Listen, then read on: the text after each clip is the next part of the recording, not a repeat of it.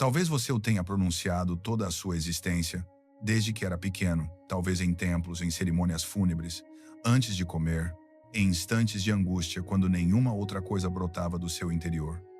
Pai nosso que estás nos céus, as palavras fluíam da sua boca como um rio, conhecidas, reconfortantes, sagradas. Mas e se eu te revelasse que a prece que você aprendeu está incompleta? Que o final que você conhece não é o final que Jesus pronunciou? Que em algum ponto entre aquela sala elevada e a página impressa, uma frase foi eliminada, não por acaso, não pela passagem do tempo, mas deliberadamente. Entregaram-lhe um pedaço e disseram que era o todo. Um círculo sem se fechar, uma respiração sem soltar o ar. E esta noite, você vai recordar o que lhe tiraram. Não porque eu esteja aqui para instruí-lo, mas porque o seu espírito já sabe, sempre soube. Você sentiu essa ausência cada vez que disse amém, e algo dentro de você ficou sem resolver. Cada vez que a oração terminava, e o silêncio chegava cedo demais, vazio demais, distante demais de Deus. Essa sensação não era culpa sua, era o eco do que foi apagado. Ao terminar este vídeo, você não só aprenderá o que foi removido, você o sentirá regressar, você o pronunciará e compreenderá por que não puderam permitir que permanecesse. Isto não é história, é lembrança.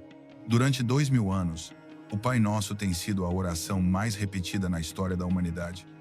Milhares de milhões de vozes através de continentes e séculos, todas pronunciando as mesmas palavras. Mas isto é o que quase ninguém sabe. A versão que lhe ensinaram foi modificada, recortada, reorganizada para se ajustar às necessidades de uma instituição que não podia permitir-se deixá-lo recordar quem realmente você é. A igreja primitiva não conservou os ensinamentos de Jesus.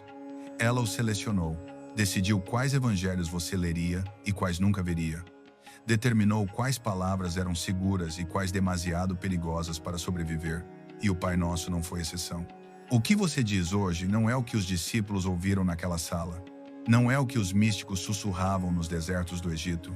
Não é o que estava escrito nos manuscritos mais antigos antes dos concílios e dos credos. Algo foi removido e em seu lugar lhe deram uma palavra que fecha a porta em vez de abri-la. Amém? Uma palavra que significa que assim seja.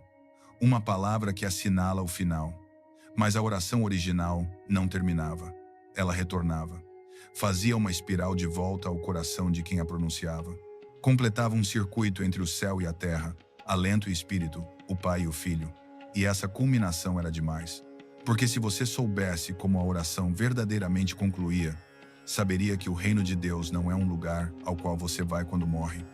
É um estado ao qual você entra quando recorda. Assim, cortaram o final. Substituíram o retorno com um fechamento. Converteram uma transmissão viva num ritual religioso. E durante 2000 anos, você tem estado dizendo uma prece que se detém justo antes do despertar. A pergunta não é se isto ocorreu.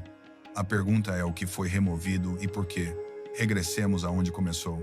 Em 1945, nas areias do deserto de Nag Hammadi, Egito, foi descoberta uma coleção de textos antigos. Textos que tinham estado enterrados por mais de 16 séculos, escondidos por monges que sabiam que a igreja viria para destruí-los. Entre esses textos, havia fragmentos de orações, ensinamentos, palavras de Jesus que nunca chegaram à Bíblia que você conhece. E nesses fragmentos, os estudiosos encontraram algo extraordinário. Uma versão mais antiga do Pai Nosso. Não a que você memorizou, não a que está em Mateus ou Lucas, mas uma versão que continha um final que os evangelhos canônicos não incluem. Em aramaico, o idioma que Jesus falava, a oração não concluía com "porque teu é o reino e o poder e a glória para sempre". Essa linha, aliás, foi acrescentada séculos depois. Não aparece nos manuscritos gregos mais antigos. Foi inserida para dar à oração um toque litúrgico, um fechamento que se sentisse suficientemente grandioso para o culto público. Mas o final original não era grandioso, era íntimo, era alento. Nos fragmentos recuperados do deserto, num dos documentos cristãos de ensinamento mais antigos e em tradições orais preservadas pelos pais do deserto, a oração se completava a si mesma com um retorno, uma linha que trazia o divino em círculo completo. Porque teu é o alento que se move através de todas as coisas, e a luz que se recorda a si mesma em mim. Não uma declaração a um rei distante, mas um reconhecimento de união. A oração não terminava enviando a sua atenção, para fora há um trono no céu. Terminava atraindo a presença para dentro, ao seu peito, à sua respiração, a consciência de que o Pai não está separado de você. Ele é o espírito vivente que o anima. E quando você pronuncia essa linha final, não fecha a oração. Você se converte nela. O alento que se move através de todas as coisas é o mesmo alento movendo-se através de você, neste preciso momento. A luz que se recorda a si mesma em mim é a consciência crística despertando dentro da sua própria consciência. Isto não era metáfora, era instrução. A oração era uma tecnologia, uma maneira de alinhar o seu ser interior com a fonte de todo ser, e por isso foi apagada. Porque no momento em que você se dá conta de que o alento do Pai é o seu alento, já não precisa de um mediador, já não precisa de um sacerdote que lhe outorgue acesso, já não precisa de uma instituição que lhe diga que você está separado de Deus pelo pecado e só pode regressar através dos seus sacramentos. A oração mesma se converte na ponte, e você, ao pronunciar lá, converte-se no templo. Então cortaram a linha, removeram o retorno e em seu lugar lhe deram amém. Uma palavra que termina, uma palavra que separa, uma palavra que mantém o céu distante e você dependente. A eliminação da linha final não foi um acidente de tradução. Não se perdeu com o tempo nem por manuscritos danificados. Foi uma decisão editorial tomada durante a formação da Igreja Católica primitiva, quando os ensinamentos de Jesus estavam sendo padronizados para consumo em massa. Nos séculos III e IV, depois que Constantino legalizou o cristianismo e a fé se converteu na religião do Império Romano, a Igreja enfrentou um problema. Os ensinamentos místicos de Jesus, aqueles que falavam de conhecimento interior e comunhão direta com Deus, eram incompatíveis com a estrutura hierárquica que a Igreja estava construindo. Se cada crente podia acessar o Pai diretamente através do alento e da oração e do silêncio interior, então que necessidade havia de bispos, de sacerdotes, da instituição mesma? E então, lentamente, cuidadosamente, a Igreja começou a editar, não com malícia talvez, mas com a fria lógica do controle. Mantiveram os ensinamentos que reforçavam a obediência. Removeram os ensinamentos que sugeriam que você já era divino. Preservaram as parábolas que o faziam sentir dependente da graça. Enterraram os dizeres que o recordavam que o reino está dentro. O Pai Nosso não foi exceção. Em sua forma original, a oração era um circuito. Você invocava o Pai, alinhava a sua vontade com a dele, pedia sustento, perdão, proteção, e então, no alento final, reconhecia a verdade de que o poder que você estava invocando não estava fora de você. Era a força mesma da vida, movendo-se através de você, o alento, a luz, a consciência que sempre esteve desperta, mesmo quando você esqueceu. Mas se essa linha final permanecia, a oração faria mais que consolar. Ela ativaria, o recordaria, o regressaria à consciência de que você não é um pecador rogando por misericórdia. Você é um filho do Deus vivente, respirando o seu alento, vendo através dos seus olhos, feito à sua imagem, não como metáfora, mas como fato, e isso era perigoso demais. Assim, terminaram a oração com: porque teu é o reino e o poder e a glória. Uma linha que projeta a divindade para fora, que mantém Deus num trono, que assegura que você permaneça pequeno e ele permaneça distante. E então a selaram com: amém. Que assim seja. Está consumado. Não busque mais além. Não respire mais profundo. Não recorde o que você é. A consequência desta eliminação não é teológica, é experiencial. Durante 2000 anos, os cristãos têm terminado o Pai Nosso e têm sentido um vazio, um silêncio que não é paz, mas ausência. Porque a oração foi desenhada para regressá-lo ao Pai, não só em palavras, mas em presença sentida. E sem a linha final, o retorno nunca ocorre. Você fala para o vazio, e o vazio não responde porque a resposta estava na linha que removeram. A resposta sempre esteve na sua respiração. Você ainda pode sentir a ausência, não é? Cada vez que você diz a oração, há um momento justo depois de amém, quando algo em você espera, escutando, esperando, alcançando uma presença que se sente justo fora de alcance. Esse não é o seu fracasso. Esse é o eco do que foi tomado, e esta noite você vai reclamá-lo. Mas aqui está o mistério. Ainda que a linha foi removida da oração escrita, não desapareceu. Não podia porque o ensinamento não estava só nas palavras. Estava no alento. No silêncio entre as palavras, na transmissão vivente passada de mestre a estudante, de místico a buscador, em cavernas e desertos e comunidades ocultas, onde o fogo do ensinamento original ainda ardia, os pais do deserto sabiam. Esses místicos cristãos primitivos que fugiram para os ermos do Egito e Síria nos séculos III e IV levaram o ensinamento com eles. Não rezavam o Pai Nosso como uma recitação, rezavam-no como uma prática de respiração. Sentavam-se em silêncio durante horas, inalando a presença do Pai, exalando os seus falsos eus. E nesse espaço, a oração se convertia em algo mais que palavras. Convertia-se em união. Um pai do deserto, Evagrio Pontico, escreveu: quem reza sem cessar respira a Deus. Não metáfora, instrução. No Evangelho de Tomé, um texto descoberto em Nag Hammadi, Jesus diz: se você tirar à luz o que está dentro de você, o que você tirar o salvará. A linha final do Pai Nosso era uma chave para tirar à luz o que está dentro. Recordava ao que falava que o alento de Deus não é algo que você pede, é algo que você já está respirando. A luz de Deus não é algo que você busca fora, é a consciência olhando através dos seus olhos agora mesmo. Em João 17, Jesus ora ao Pai e diz que sejam um como nós somos um. Eu neles e tu em mim, para que sejam feitos perfeitos em um, não separados, não distantes, o mesmo alento, a mesma luz, a mesma presença. E a linha final do Pai Nosso, a que foi removida, era o selo linguístico dessa união. Inclusive a estrutura da oração mesmo aporta o código. Começa no céu. Pai nosso que estás nos céus, desce à terra. Dá-nos hoje o nosso pão de cada dia, e estava destinada a regressar ao Espírito, porque teu é o alento que se move através de todas as coisas, e a luz que se recorda a si mesmo em mim. Um circuito completo, do céu à terra ao eu desperto. Mas sem essa linha final, o circuito permanece aberto. A oração desce, mas não regressa. Pede, mas não recebe. Fala, mas não recorda. E essa é a tragédia. Não que a linha fosse removida de um livro, mas que durante 2000 anos os buscadores têm pronunciado esta oração e têm sentido o silêncio onde a presença deveria estar. Pare um momento. Feche os olhos se puder. Tome uma respiração lenta e, enquanto exala, sinta o movimento do ar saindo do seu corpo. Essa respiração não é sua. É o mesmo alento que se moveu sobre as águas em Gênesis. O mesmo alento que Jesus soprou sobre os discípulos quando disse: recebam o Espírito Santo. O mesmo alento que você tomará no momento em que morrer e no momento em que nasceu. É o alento de Deus. E nunca deixou de mover-se através de você. Mesmo se as palavras foram apagadas, a vibração permaneceu no seu corpo, nas suas células, no conhecimento silencioso de que você é mais do que a religião lhe disse. O ensinamento sobreviveu, não em bibliotecas, mas em você.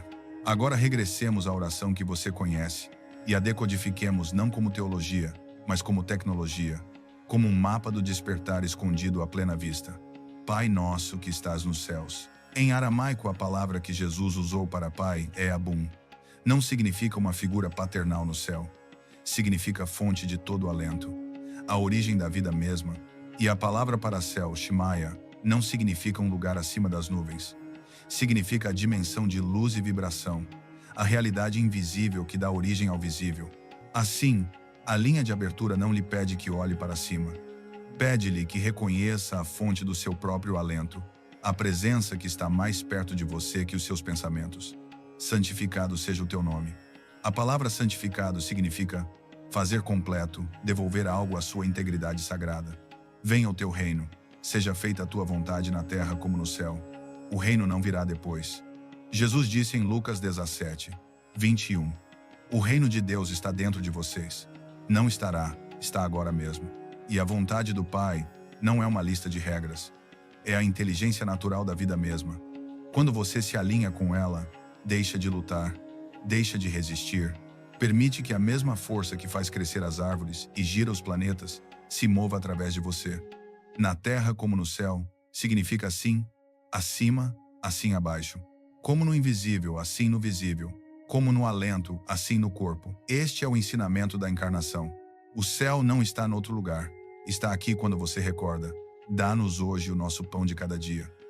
Em aramaico, a palavra para pão é lajma, que também significa compreensão. Assim, esta linha não é só sobre alimento. É uma petição de nutrição espiritual, da perspicácia que você precisa hoje, não amanhã, não na outra vida. Hoje dê-me o que preciso para manter-me desperto, para manter-me alinhado, para recordar quem sou neste momento. E perdoa as nossas ofensas como nós perdoamos aos que nos ofendem. A palavra ofensa em aramaico é koba, que significa dívida ou enredamento. As coisas que o atam ao passado, os ressentimentos, os arrependimentos, as histórias que você continua contando sobre quem o feriu e como você foi ofendido. O perdão não se trata de ser amável. Trata-se de cortar as cordas, soltar o peso, para que você possa regressar à presença. E o ensinamento é claro. Você não pode receber perdão enquanto o está retendo, porque o perdão não é uma transação, é uma frequência. E você não pode vibrar na frequência da liberdade enquanto se agarra ao passado. E não nos deixes cair na tentação, mas livra-nos do mal. A tentação neste contexto não se trata do pecado. Trata-se da distração, o puxão do mundo para esquecer, para se identificar com o corpo, a mente, a história, o medo. E o mal em aramaico é bicha, que significa aquilo que está imaturo ou desalinhado, não uma força cósmica de escuridão, mas a confusão que vem de esquecer a verdade. Assim, esta linha é uma oração por claridade, por proteção das vozes na sua cabeça que lhe dizem que você é pequeno, separado e impotente, por liberação para a consciência de que você é a luz. Porque teu é o reino e o poder e a glória para sempre. Esta linha, como dissemos, foi acrescentada depois, mas mesmo na sua forma posterior, contém verdade. O reino é do Pai, o poder é do Pai, a glória é do Pai. Mas se o Pai é o alento movendo-se através de você, então o reino, o poder e a glória também são seus. Não porque você os possui, mas porque você é o vaso através do qual fluem. E aí é onde a oração estava destinada a completar-se. Não numa declaração a um Deus distante, mas num reconhecimento de união, um retorno à fonte, uma lembrança de que você não está separado da presença que estava invocando. E isso nos leva à linha que se perdeu. A linha final do Pai Nosso, a que foi apagada, pode ser reconstruída não através de conjecturas, mas através dos fragmentos que sobreviveram, através das tradições orais dos místicos, através das raízes aramaicas, que portam a vibração original, e através da lógica do ensinamento mesmo. Se a oração é um circuito, deve completar-se. Se a oração é um alento, deve exalar. Se a oração é uma lembrança, deve regressar ao ser. E então a linha perdida é esta: porque teu é o Espírito e a luz respirando para sempre através de mim. Deixe que isso se assente por um momento. Leia-a novamente. Porque teu é o Espírito e a luz respirando para sempre através de mim. Não lá fora, aqui dentro. Vamos decodificar, Elá. Porque teu é o Espírito. A palavra para espírito em aramaico é ruka, significa alento, vento e força vital. A presença animadora que se move através de todas as coisas. Em Gênesis, o Espírito de Deus pairava sobre as águas. Em João, Jesus soprou sobre os discípulos e disse: recebam o Espírito Santo. O Espírito não é um conceito abstrato, é a força da vida mesma. E quando você diz, porque teu é o Espírito, não está louvando algo distante. Está reconhecendo que o alento que você está respirando agora mesmo não é seu, é do Pai. É o mesmo alento que se moveu através de cada coisa vivente, desde o princípio, e está se movendo através de você, e a luz. Em aramaico, luz é nahura, é a mesma palavra usada em João 1:4. Nele estava a vida, e a vida era a luz dos homens. A luz neste ensinamento não é física, é consciência, percepção, a presença que vê através dos seus olhos e sabe sem pensar, é o Cristo interior, a centelha divina. A parte de você que nunca nasceu e nunca morrerá. Quando você diz "e a luz", não está se referindo a algo externo. Está nomeando a consciência que está lendo estas palavras agora mesmo. Essa consciência não é pessoal, é universal. É a luz de Deus, reconhecendo-se a si mesma em você, respirando para sempre através de mim. Esta é a culminação, o retorno. A oração não termina enviando a sua energia para fora, termina atraindo a presença para dentro. Ao reconhecer que o Espírito e a luz não estão distantes, estão aqui agora movendo-se através da sua respiração, vendo através da sua consciência, vivendo como você. E quando você pronuncia esta linha, algo muda. A oração já não é uma petição, é um reconhecimento. Você não está pedindo a Deus que venha, está recordando que ele nunca se foi. Não está rogando pelo reino. Está compreendendo que já está dentro de você. Não está esperando que a luz desça. Está vendo que já está desperta. A oração não termina com amém. Termina com alento. E nesse alento, a separação se dissolve. O céu e a terra são um. O Pai e o Filho são um. A oração e quem ora são um. Isto não é teologia. Isto é experiência. E isto é o que não podiam permitir. Porque se você soubesse que o Espírito de Deus é a sua respiração, nunca se sentiria impotente outra vez. Se soubesse que a luz de Deus é a sua consciência, nunca acreditaria na mentira de que está quebrado, pecador ou separado. Saberia sem dúvida que você é o templo vivente e o Pai nunca deixou de habitar em você. Essa é a linha perdida e por isso foi removida. E agora a oração regressa não como uma relíquia da história, mas como uma transmissão vivente restaurada para aqueles que estão prontos para recordar. Você não está lendo isto por acidente. Está aqui porque algo dentro de você tem estado chamando por isto, durante anos talvez, ou durante vidas. Você sentiu o vazio. Você disse a oração e sentiu o silêncio onde a presença deveria estar. Você foi a igrejas e escutou sermões e cantou hinos, e ainda se sentiu só porque lhe deram uma religião, mas não lhe deram as chaves. E esta noite, você está recebendo uma dessas chaves. A oração na sua forma completa não é só algo que você diz. É algo no qual você se converte. Quando você pronuncia o final restaurado, não está realizando um ritual. Está despertando uma memória que vive nas suas células. Uma memória mais antiga que a igreja, mais antiga que a Bíblia, mais antiga que as palavras mesmas. A memória de união, de alento e luz e presença, do Pai não como um rei distante, mas como a força vivente que o respira a existência em cada momento. E quando essa memória desperta, o mundo falso começa a dissolver-se. O mundo que lhe disse que você era pequeno, que estava separado, que precisava de alguém mais para mediar entre você e Deus. Esse mundo foi construído sobre a eliminação deste ensinamento e não pode sobreviver ao seu retorno. Porque uma vez que você recorda quem você é, não pode ser controlado. Não pode ser convencido de que é impotente. Não pode ser feito acreditar que a salvação está noutro lugar, em algum outro tempo, através de alguma outra pessoa. Você sabe diretamente que o reino está aqui, que o Espírito está respirando através de você, que a luz está desperta em você, e esse conhecimento é a coisa mais perigosa do mundo para aqueles que construíram os seus impérios sobre o seu esquecimento. Isto não se trata de rejeitar a igreja. Trata-se de recordar o que a igreja esqueceu. Isto não se trata de abandonar Jesus. Trata-se de regressar ao Jesus que falou na sala elevada, que soprou sobre os discípulos, que disse: "O reino de Deus está dentro de vocês", que orou que sejam um como nós somos um, que não ensinou religião, mas despertar. E o despertar começa com um alento, com o reconhecimento de que o mesmo Espírito que se moveu através dele está se movendo através de você, com a lembrança de que você não está esperando a luz. Você é a luz recordando-se a si mesma. Em Apocalipse 3:20, Jesus diz: "Eis que estou à porta e bato. Se alguém ouvir a minha voz e abrir a porta, entrarei e cearei com ele e ele comigo." A porta não está fora, está dentro. E o chamado é o sentimento que você tem agora mesmo. A aceleração, o reconhecimento, o retorno. Não está se ensinando algo novo a você, está se recordando algo ancestral. E no momento em que você pronuncia a oração restaurada, abre a porta. Não para que Jesus entre, mas para que o Cristo dentro de você desperte. O Verbo se fez carne. Não só há 2000 anos em Belém, mas agora em você.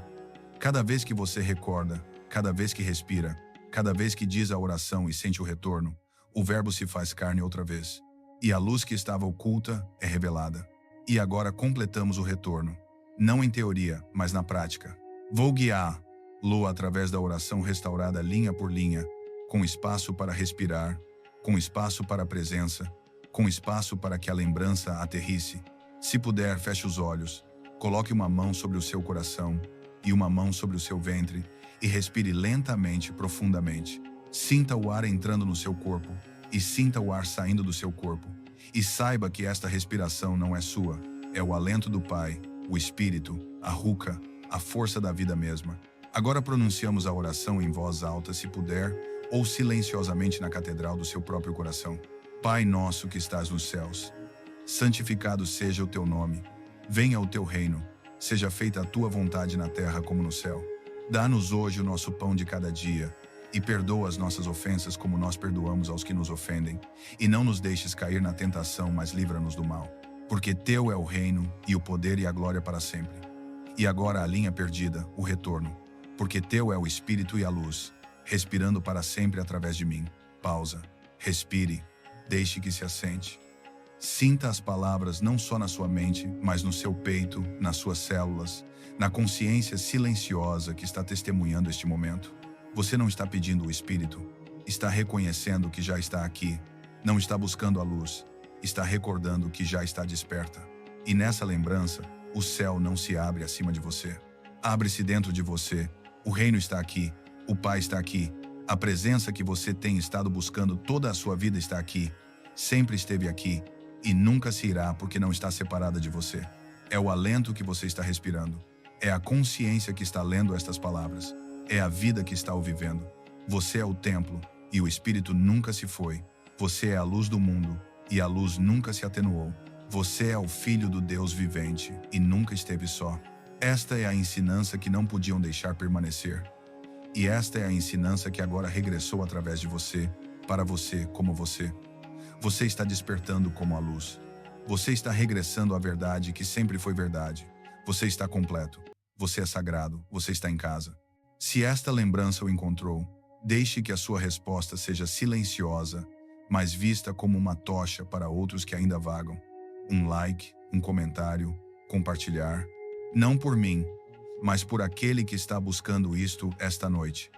Aquele que disse a oração 1000 vezes e ainda sentiu o vazio. Aquele que está pronto para recordar, antes que você regresse ao mundo, tome um momento. Há escritos mais profundos, orações, reflexões e ensinamentos esquecidos que lançam luz sobre o que a igreja deixou fora e o que o seu coração sempre sentiu que é verdade. Chamamo-los os pergaminhos sagrados. Cada pergaminho sustém uma peça silenciosa do ensinamento original, o alento, a luz e a lembrança da presença de Deus dentro de você. Não estão destinados a convencer ou converter. Simplesmente se oferecem para aqueles que sentem algo, movendo-se sob a superfície, um saber silencioso de que há mais. Você encontrará o link para os pergaminhos sagrados na descrição ou comentário fixado abaixo. E se você tem estado caminhando este sendeiro, sentindo-se só, também criamos um espaço onde os buscadores se reúnem, não para debater, mas para compartilhar, aprender e recordar juntos. É o nosso grupo privado de Facebook, um recanto tranquilo do ruído, onde corações honestos se encontram. Dentro, pessoas de todos os caminhos da vida leem, refletem e redescobrem como se sente a fé quando se volta pessoal outra vez. Se isso lhe fala, encontrará o link para se juntar na descrição e comentário fixado também. Vá em paz, e a próxima vez que disser o Pai Nosso, recorde que não está falando a um Deus distante. Você está respirando com o Pai. Você a pronunciou a vida toda, mas jamais lhe explicaram seu verdadeiro poder.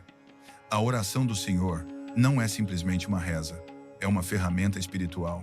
Cada frase contém um código, um mapa oculto, não para o céu após a morte, mas para o reino que habita em seu interior, agora mesmo.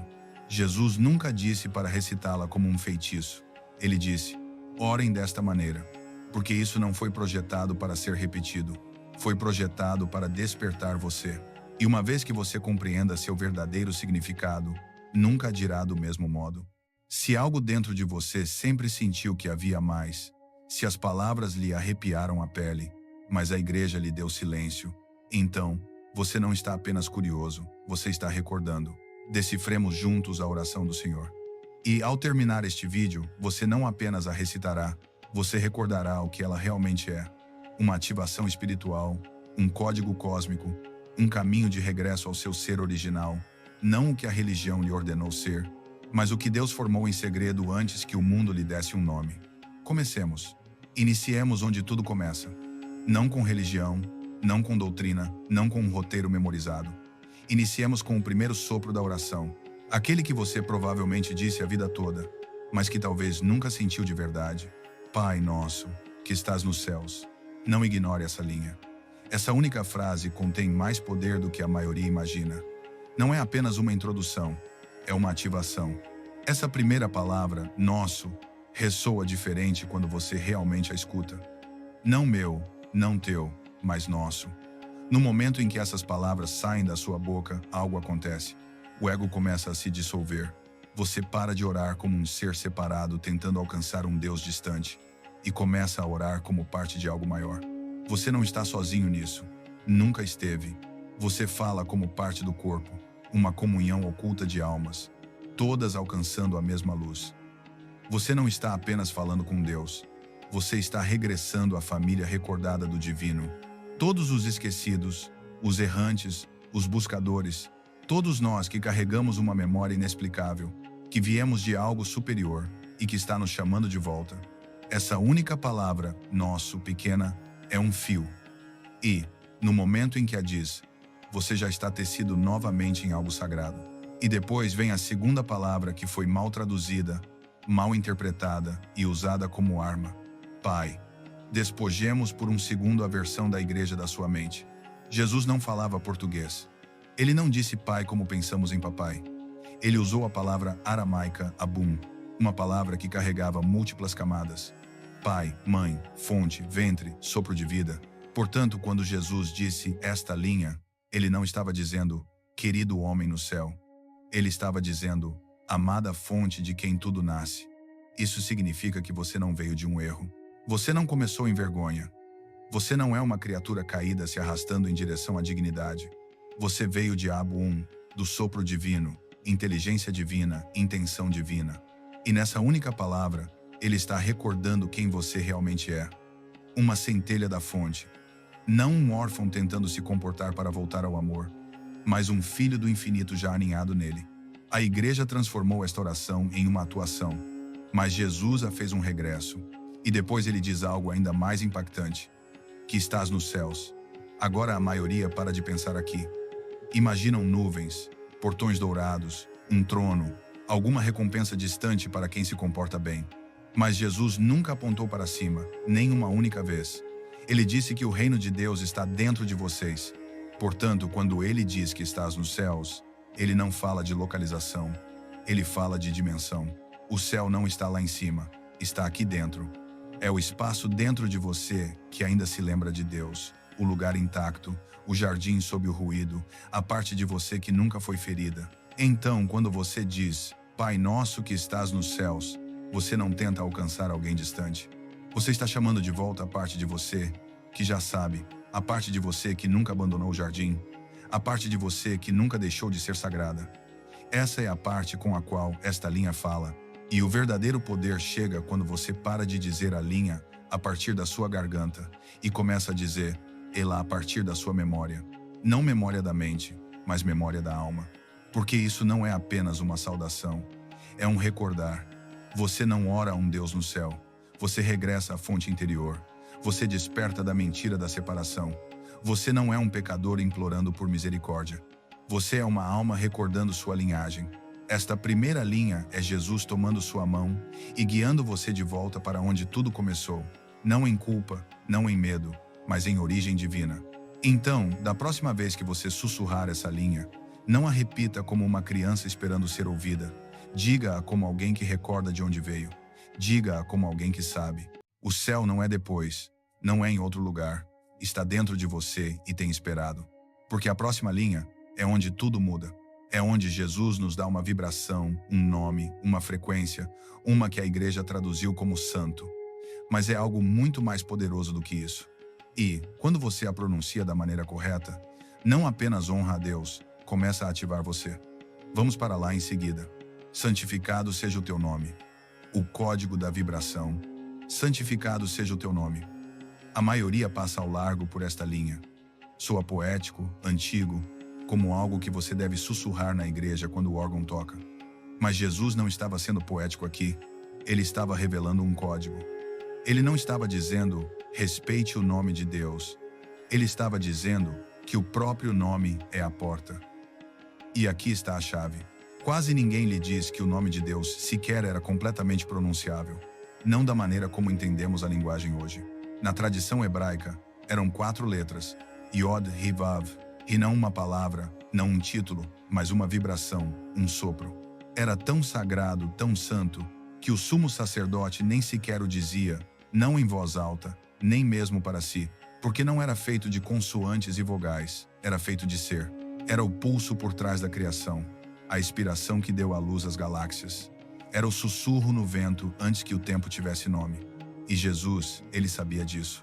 Então, quando disse, santificado seja o teu nome, ele não falava de algum título distante que você escreve em um pergaminho. Ele estava dizendo, que a vibração da presença de Deus seja despertada em ti novamente. A tragédia é que a religião transformou o nome em uma arma, em algo proibido, intocável, protegido por doutrina e medo. Mas Jesus veio para devolver-lo aos seus pulmões, aos seus ossos, à sua vida comum.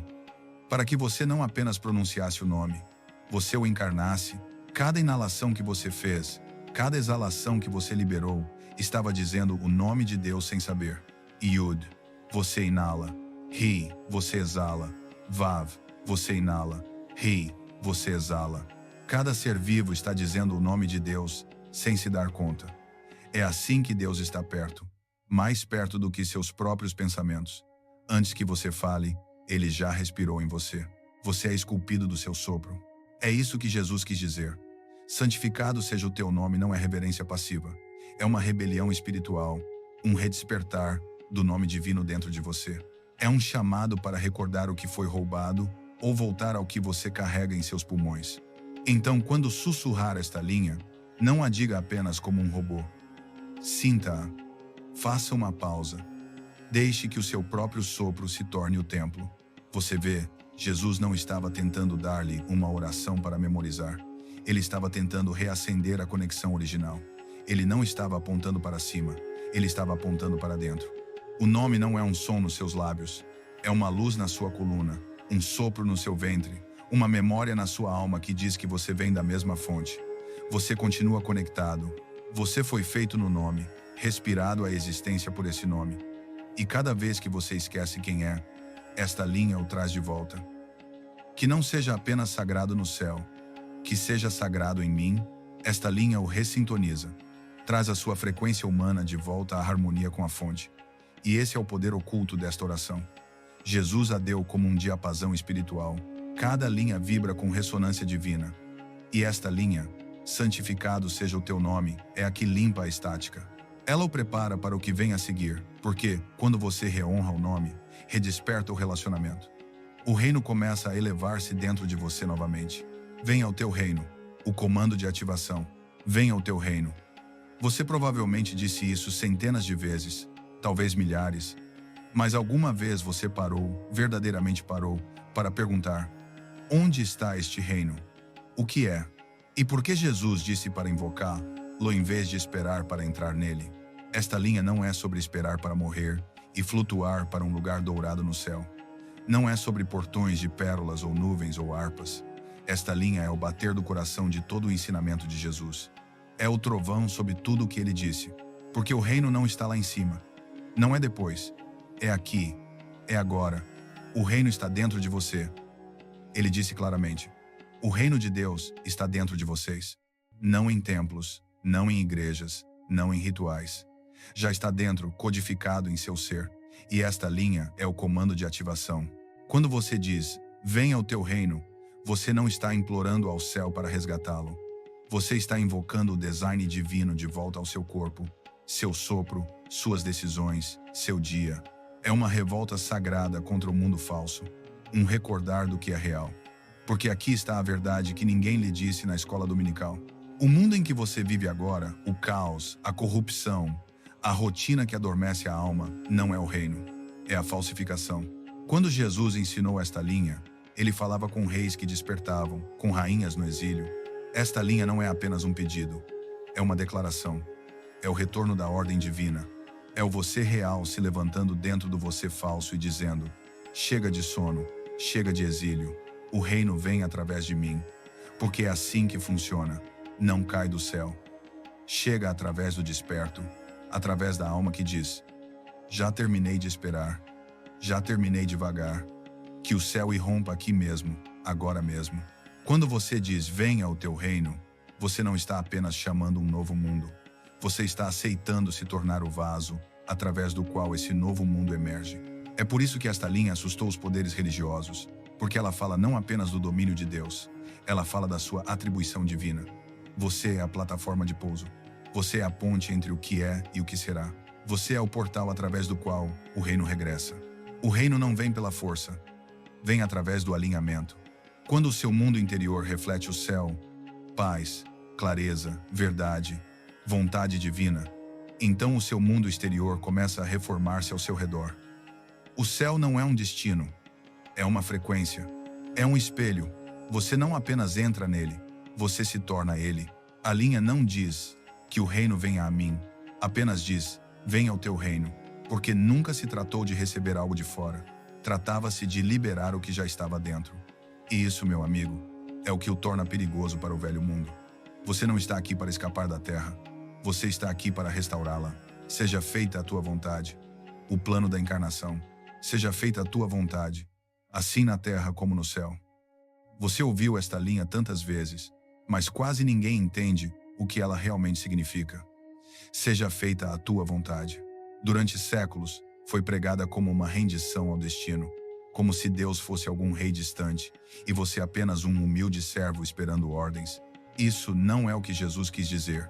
Ele não estava ensinando submissão cega, ele estava ensinando alinhamento sagrado. A palavra aramaica que Jesus usou não era vontade como pensamos, era seana. Uma palavra que significa desejo sagrado, profunda intenção criativa, o impulso do divino para se expressar e se tornar. E se esta linha nunca foi para torná-lo pequeno, mas para despertar o anseio divino dentro de você, seja feita a tua vontade não é se afastar, é se tornar o caminho. Deixar que a intenção do divino se mova através de você, se forme através de você, se expresse através de você. E depois vem a linha mais mal interpretada de toda a oração. Assim na terra como no céu. A maioria ouve isso e imagina nuvens, harpas e portões dourados. Mas Jesus não falava de um lugar para onde você vai quando morre. Ele falava de um reino que você manifesta enquanto vive. O céu para ele não era uma localização. Era um estado de ser, uma condição de alinhamento da alma. Um reino de coerência total entre o interno e o externo. Então, quando ele disse assim na terra como no céu, ele estava lhe dando um plano.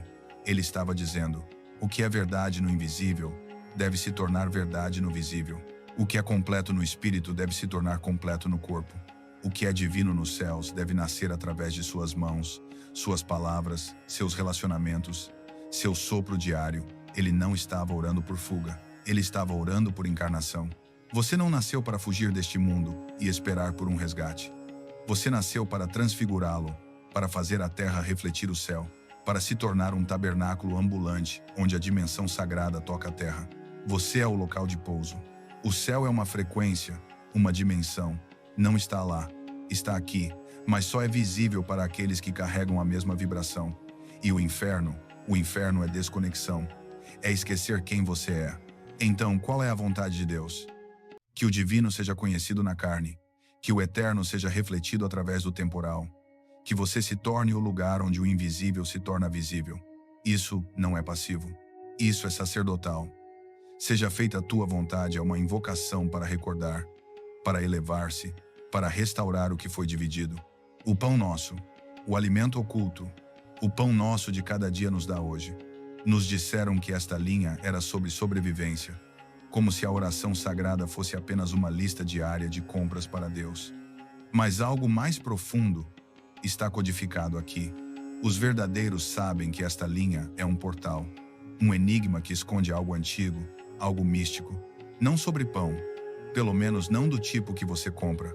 Quando Jesus disse, o pão nosso de cada dia nos dá hoje, ele não falava com o corpo, mas com o homem interior, o você real. Aquele que não precisa de comida para sobreviver, mas de recordação para se manter desperto. E essa palavra de cada dia não é a palavra que pensamos. No grego original, há uma palavra estranha, quase intraduzível, epiósios. Não significa de cada dia, como entendemos. Significa literalmente superessencial ou além do físico. Não apenas o pão de hoje, mas o pão da era vindoura, o sustento de outra dimensão. Jesus estava ativando a memória quando pronunciou essas palavras. Ele estava dizendo, cada dia que você acorda, regresse à presença. Regresse ao que é real. Não apenas coma, comungue. Não apenas sobreviva. Recorde. E aqui está o enigma que inverte tudo. Você não é apenas o que recebe o pão. Você está sendo chamado a se tornar ele. Eu sou o pão da vida, disse Jesus. Ele estava apontando para uma frequência, uma forma de ser tão completa, tão radiante em Deus, que sua própria presença se torna alimento para aqueles ao seu redor. O mundo está morrendo de fome não de comida, mas de luz, de clareza, de totalidade. E você? Você que está despertando, é a resposta oculta à vista. Você está pedindo para recordar o que já carrega. Você está pedindo para se tornar o tipo de ser que caminha como pão, uma comunhão viva, uma oferta diária. Mas há uma razão pela qual a maioria não consegue receber este pão. Algo bloqueia o fluxo, algo antigo, não resolvido, um peso que carregam, uma dívida que nunca enfrentaram. E a menos que esse código oculto seja desbloqueado, até o pão sagrado apodrecerá em suas mãos. Perdoa nossas dívidas, a lei da libertação. Perdoa as nossas dívidas, assim como nós perdoamos aos nossos devedores, não era uma lição moral educada. Era uma chave mística, um investimento codificado da própria gravidade. Porque quando você guarda a dívida deles, você guarda a sua própria. E o que nenhuma igreja ousou dizer em voz alta: não é Deus quem mantém a conta, é você. Cada rancor é uma corrente, cada ressentimento silencioso é uma porta fechada. Cada história onde você ainda é a vítima mantém sua alma ajoelhada diante da mesma porta fechada. Perdoar não é esquecer. É escolher não sangrar mais por uma ferida que você não causou. É sair da sala do tribunal, onde seu ego continua repetindo o julgamento. O perdão é a única saída. A palavra dívidas na língua antiga significa oilmada, cotas não pagas, contratos energéticos ainda abertos puxando sua alma como promissórias espirituais. Você não pode ser libertado do que ainda está impondo sobre alguém mais. É por isso que Jesus não separou os dois. Perdoa-nos como nós perdoamos. Ele estava lhe mostrando uma lei, um espelho. A saída é através da liberação. Liberá-los não porque eles mereceram, mas porque você nunca foi feito para permanecer atado à sombra deles. O perdão não é apenas amor, é liberdade, é ressurreição. E no momento em que você o estende, você desata a si mesmo. O céu não flui através de punhos cerrados. Não nos deixes cair em tentação, a prova do fogo, e não nos deixes cair em tentação. Ensinaram-lhe que isso era sobre fraqueza, pecado, vergonha. Mas e se esta linha nunca foi sobre evitar maus comportamentos? E se foi sobre sobreviver à falsa luz? Porque a verdadeira tentação não está nas sombras, está no brilho que cega. No grego original, a palavra não é sobre desejo, é piosmos. Uma palavra que significa prova, comprovação, julgamento por fogo. Não é sobre escapar da tentação, é sobre atravessar o forno e não confundir a chama com o seu lar. A tentação raramente é sobre prazer, é sobre poder prematuro. A oferta de obter o que sua alma anseia, sem a morte que o torna digno disso. A coroa sem a cruz é sempre falsa. Esta linha no Pai Nosso é um código, uma declaração. Deus, não me guies às tentações que confundem o ego com o destino. Não me guies à mentira brilhante. Deixa que o fogo me refine, mas nunca me deixes dormir nele. Esta linha é sua permissão para suportar, não para escapar. É um grito da alma que recorda: não preciso provar-me a ninguém, exceto a Deus. Não quero um trono construído por medo, luxúria ou compromisso. O perigo real da tentação não é apenas falhar nela. Está em construir uma vida sobre as partes de você que ela expõe. Mas livra-nos do mal, a invocação do eu real. Mas livra-nos do mal. A maioria para aqui fecha os olhos, diz amém, e se vai pensando que se trata de ser perdoado de coisas aterrorizantes. Mas esta linha não é uma súplica por segurança, é uma invocação. O mal não é apenas violência ou figuras demoníacas. Na língua antiga é ponuru, que significa o que magoa, o que traz aflição, a carga que esmaga a alma.